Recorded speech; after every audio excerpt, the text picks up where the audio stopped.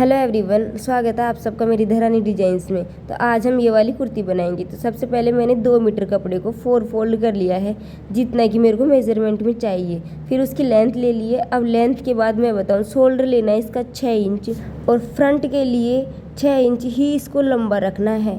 अब जो अपना फ्रंट नेक है ना, उसको ऊपर से 3 इंच चौड़ा रखना है और नीचे से 3.5 इंच चौड़ा रखना है। 3.5 इंच चौड़ा करने के बाद इस पर ये वाली शेप दे लेनी है। बाकी ये तो नॉर्मल कुर्ती की तरह ही कट होगा बाकी तो। अब इसका जो अपना कट आता है ना, वहाँ तक इसको 20 इंच पे निशान लगा लेना है। 20 इंच पे निशान लगाने के बाद यहाँ पे हिप मेजरमेंट का निशान लगाऊंगी, उसमें 1.5 इंच एक्स्ट्रा सिलाई मार्जिन देना है। अब जो अपना ये 20 इंच पे निशान लगाया है और जो आर्म होल का लास्ट निशान है ना, उन दोनों के बीच का फिक्स बीच ले लेना है। अब यहाँ पे अपना लगेगा वेस्ट मेजरमेंट। तो मेरी वेस्ट 30 है, तो 30 का मैंने लिया है 7.5 और 7.5 में 1.5 इंच एक्स्ट्रा सिलाई मार्जिन ऐड कर लेना है। उसके बाद चेस्ट का अपना वही है 32, मतलब 32 का 1/4 है और उसमें 1.5 इंच सिलाई मार्जिन है। अब इस सबको मिला लेना है। ये तो एक अपना कटिंग का है और ये दूसरा निशान अपना सिलाई का है, जिसपे सिलाई जाएगी। अब उसके बाद इसको ऐसे कैसे तिरछा ले लेना है, क्योंकि ये साइड से बंद रहेगा, इसमें बीच में कट लगेगा। मैं कटिंग के निशान के साथ साथ ही सिलाई का निशान भी लगा लेती हूँ कि यहाँ से अपनी सिलाई जाएगी।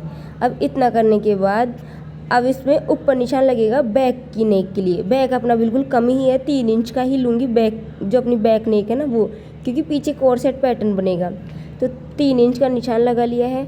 अब जो अपना फ्रंट आर्म होल है ना, उसके लिए मैं आधा इंच नीचे से और डाउन करके कट करूँगी, क्योंकि अपना फ्रंट वाला ज़्यादा डीप रहता है। और आर्म होल की लेंथ मैंने 6.5 इंच ली है।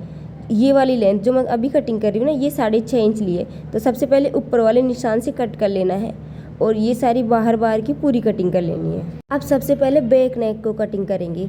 बैक नेक को कटिंग करने के बाद बैक आर्म होल अपना ऑलरेडी कटा हुआ है, तो बैक वाले पार्ट को निकाल देंगे। अब जो अपना फ्रंट पार्ट है ना, उसमें आर्म होल को भी थोड़ा एक्स्ट्रा कट करेंगे और ये अपनी जो नेक पैटर्न है ना, इसको भी अलग से एक्स्ट्रा कट करेंगे, क्योंकि अपना फ्रंट में डीप है और बैक साइड तो बिल्कुल बंद ही मान लो, क्योंकि जो रेडीमेड कुर्ती में आता है ना वैसा। और आर्म होल में जो एक्स्ट्रा निशान लगाया था ना, उसको भी कट कर लेना है।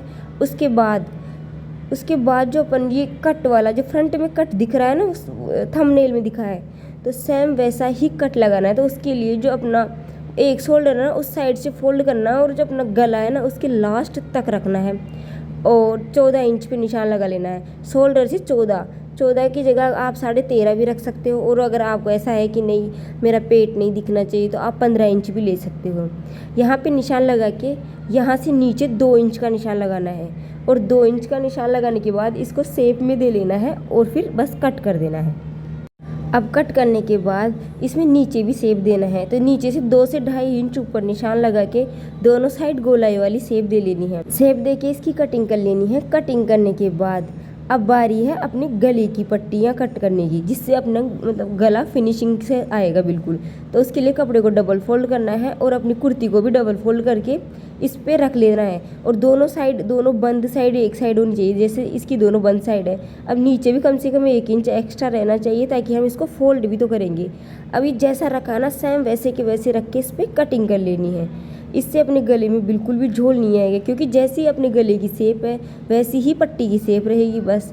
अब इसको रख के बस इस पर स्टिच लगा लेनी है और बीच में अपने को डोरियाँ डालनी है। वो मैं स्टिचिंग में बता दूंगी आपको, स्टिचिंग वीडियो भी इसी में आएगी। अगर वीडियो आपको यहाँ तक अच्छी लग रही है तो प्लीज़ मेरी वीडियो को लाइक कर देना, कमेंट कर देना, और अगर सब्सक्राइब नहीं किया है चैनल को तो सब्सक्राइब कर लेना। अब जो नीचे कट दिया था ना, उसको भी वापस से डबल फोल्ड करके नीचे वाली जो मैंने पट्टी रख रखी ना, उसको भी डबल फोल्ड करके रखा है और दोनों को बंद साइड को एक साइड रख के फिर इस पर कटिंग कर लेनी है। इस पर कटिंग करने पे अपने वी शेप आएगी। तो उससे क्या है, अपना जो नीचे वी वाला मतलब जो नीचे वाला कट रहेगा ना, वो भी वी शेप में ही तो है। अब सेम ऐसे ही बैक के लिए भी कट कर लेना है। अब बारी है अपनी स्लीव की। तो स्लीव के लिए मैंने 9 इंच कट किया है और 9 इंच कट करके खुली साइड से 3 इंच डाउन दिया है। जो अपनी मतलब स्लीव की खुली साइड है ना, उधर 3 इंच डाउन दिया है। और जो अपनी अब इसमें गोलाई देंगे ना, वो कैसे देंगे, तो अपने 9 इंच को 3 भागों में डिवाइड कर लेंगे, 3-3 इंच में। तो 3-3 इंच में डिवाइड कर लिया है।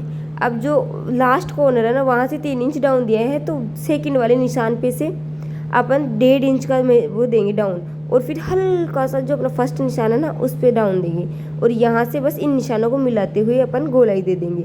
इससे परफेक्ट गोलाई आती है। और ये सब इसलिए करते हैं ताकि गोलाई अच्छे से आ जाए। और अगर आपको फिर भी स्लीव में कुछ समझ में नहीं आया तो मेरे को कमेंट में पूछ लेना कहाँ समझ में नहीं आया। अब हल्का सा जो ये दोनों का बीच है ना, दोनों बीच वाले निशान लगाए हुए मैंने, उनका भी बीच लेना है और यहाँ से 2 इंच डाउन देके अपने जो फ्रंट में डाउन होगा ना, मतलब फ्रंट में हल्की सी डीप कटती है स्लीव, तो उसके लिए भी मेरे को निशान लगा लेना है। ये निशान लगाने के बाद अपनी फ्रंट और बैक दोनों साइड की स्लीव के लिए प्रॉपर मेजरमेंट आ जाएगा। स्लीव जितनी भी लंबी चाहिए ना उसमें 2 इंच एक्स्ट्रा ऐड कर लेना है सिलाई मार्जिन का और फिर कटिंग कर लेनी है। स्लीव राउंड का भी जितना आपको चौड़ा चाहिए ना उतना स्लीव राउंड ले लेना है और उसमें आधा इंच सिलाई मार्जिन का ऐड करके और निशान लगा देना है। और जो ये वाला निशान है ना इसको ऊपर मिला के बस कटिंग कर लेनी है। ये देखो ये थोड़ा सा तिरछा मिलता है और इसको लगा के अब कटिंग कर लेनी है। अब बारी है अपनी इसकी सिलाई की। कटिंग तो ऑलरेडी पूरी हो चुकी है, अब हम इसकी सिलाई करेंगे। तो सिलाई के लिए पहले कुर्ती का फ्रंट पार्ट लेते हैं। तो फ्रंट पार्ट को सीधा रख के उसमें डोरियाँ रख देनी है सीधे पर ही, और फिर जो अपने गले की पट्टी कट की थी ना उसको रखना है और उसको रख के वैसे कि वैसे मतलब ऑल पिन से सिक्योर कर देना है और सिलाई लगा देनी है। सिलाई लगाने के बाद हम इसको फोल्ड करेंगे। तो फोल्ड करेंगे ना, फोल्ड करने के लिए हमें इस पर हल्के हल्के कट लगाने हैं, उससे ना अपना मतलब क्रीज नहीं आएगा गले में एक भी। और इसको फोल्ड करके इस पर वापस सिलाई लगा देनी है। सिलाई लगाने के बाद एकदम बिल्कुल फिनिशिंग से ये बन के तैयार हो जाएगा। अगर आपको नेक में बिल्कुल ये पैटर्न नहीं रखना है तो आप इसको स्क्वायर में भी रख सकते हो, जैसा कि उस फोटो में दिखाया हुआ है ना।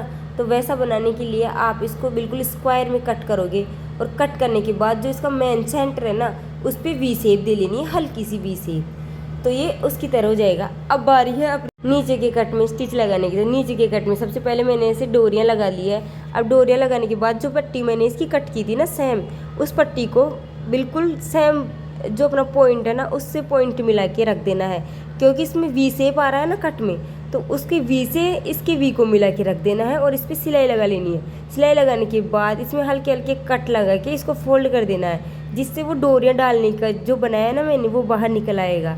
और उसके बाद अपना बैक पार्ट आता है। तो बैक पार्ट में मैं बिल्कुल कोर्सेट पैटर्न बना रही हूँ। तो अगर कोर्सेट पैटर्न आपको बनाना नहीं आता तो मेरे को कमेंट में बता देना, इसकी अलग से वीडियो बना दूंगी मैं। इस पे भी सेम वैसे ही निशान लगते हैं, सेम वैसे ही डोरियाँ डालने का लगता है, और जैसे ब्लाउज में डाट डालते हैं ना अपन वैसे डाट लगता है। इसमें कटिंग कुछ भी नहीं होती कोर्सेट पैटर्न बनाने के लिए। अब बारी है स्लीव अटैच करने की।